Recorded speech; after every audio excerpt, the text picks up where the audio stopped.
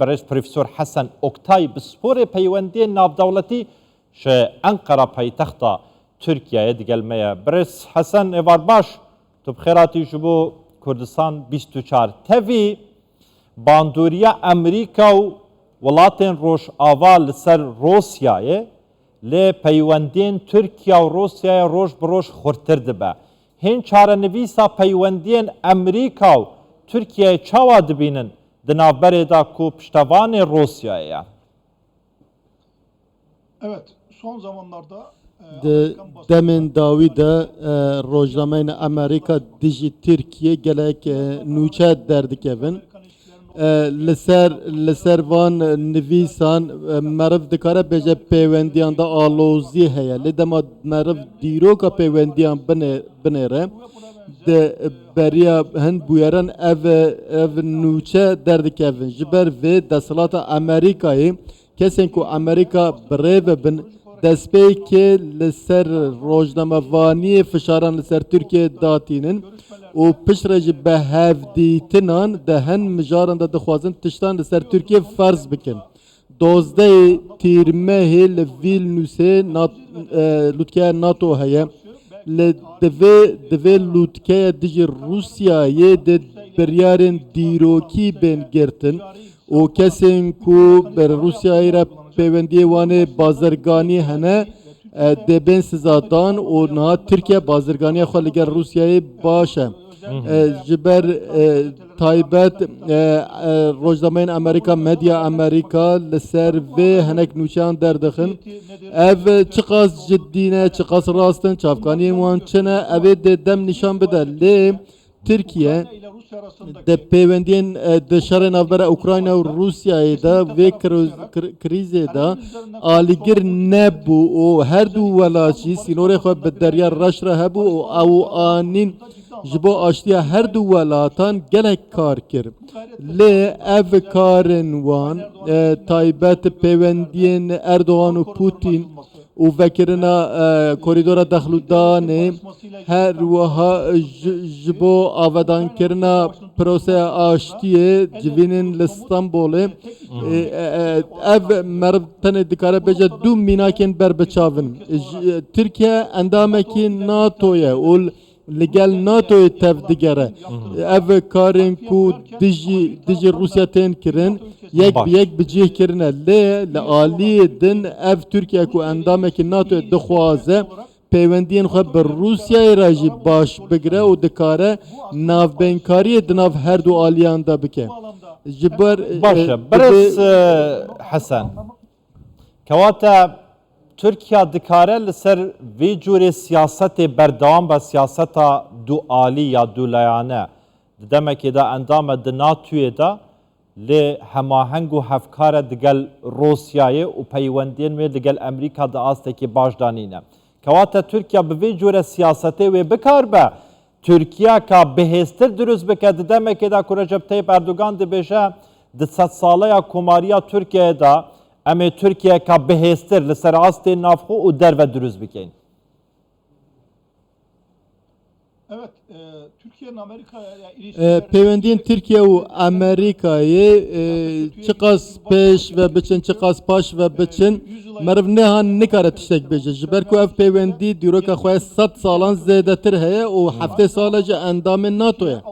Her wiha pêwendiyên Tirkiye û Yekîtiya Ewropayê jî dastekî giring dane. Ji ber vê ji bo Amerîka û Rojava pêwendiyên Tirkiye û Rûsya giring e. Ji ber ku dema Rûsya bixwaze pêwendiyên dîplomasî bi Rojava re deynin di ser Tirkiye re dikare van pêwendiyan çê bike.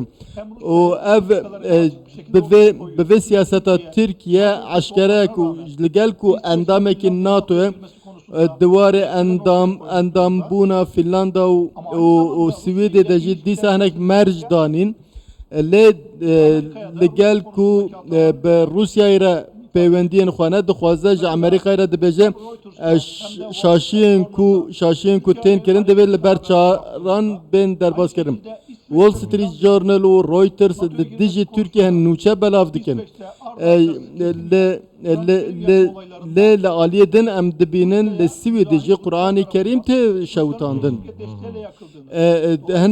هند بیجن به پشتوانیا روسیا ev çalak ev tiştin vaten kirin o Türkiye ber ve sor dibe o dixwazin ev vetoya Türkiye berdewam be û nehêle Swêd bibe endamên NATO ev çawa nûçeyên Reuters Türkiye dixin bin bandoriyê divê ev karên wiha tên kirin ji meriv bi wê çavê lê binêre divê NATO kemasiyên xwe li ber çavan berdast bûye û hem ji Rusya jî şerê Ukrayna li pêş çavan derbas bike Türkiye divê dixwazin Türkiye jî divê warê de tengav bikin. Tu jî dizanî niha projeyek heye li Rojhilata Navarast ku jê ra dibêjin projeyê Rosî û Îranî û Tirkî ji bo asayîkirina peywendiyên Tirkiye û Sûriyeyê. Pêngavên baş avêtîne, civînên baş hatîne kirin ji bo durustkirina li hevhatineka siyasî di navbera her du welatan da. Ev di demekê de ye ku Emerîka bi hemî hêza xwe dijî vê yekê. Bi nerîna te ev projeye wê serbigirî yan ne? Evet, Suriye'de biliyorsunuz Li Suriye de salekî dawî de de derveyê asta serokan da de hemû asan da hevdîtin hate kirin. Wezîrê derve, wezîrê bergirî, cîgirên wezîrên derve her wiha civînên çar alî her wiha herî dawî li astana jî dîsa civîneke hate kirin. Ev hemû ji bo aştiyeke mayînde li Sûriyeyê. Divê warê de bi Amerîkayê re nakokî hene. Türkiye aştiya Sûriye dixwaze. Li gel ku siyaseta Amerîka li navçeyê şaş e dixwaze ev çaresî cibî bibe. Divê warê de bi Rusya û Îranê re peywendiyên wan berdewam dibin. Ew jî dixwazin Amerîka kemasiyên xwe derbas bike û rola Tirkiye ji divê warê de giring e. Peywendiyên Amerîka bi Rusya û Sûriye û Îranê re nakokên wan ciddî hene û pir asayî ye ku Amerîka li gel Tirkiye tev bigere. Zor baş.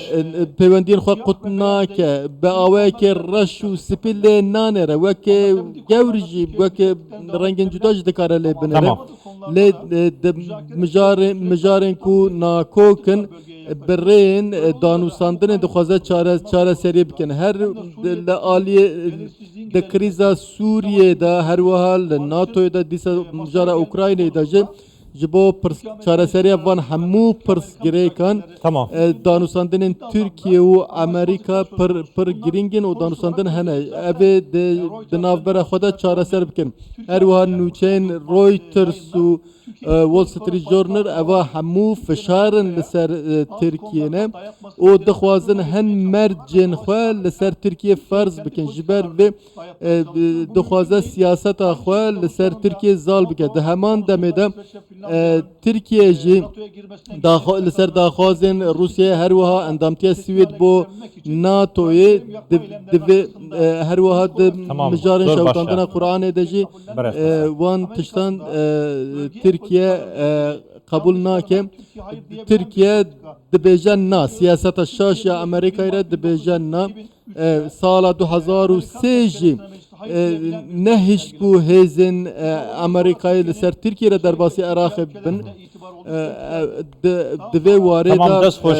Berez Profesör Hasan Oktay bi sporê peywendiyên nêvdewletî li Enqereyê dikut gelme bû gelekî spas. Mijar yani dûr û dirêj e gelek di axivîn li ser vî babetê di demên dahatî de em ê hewl bidin.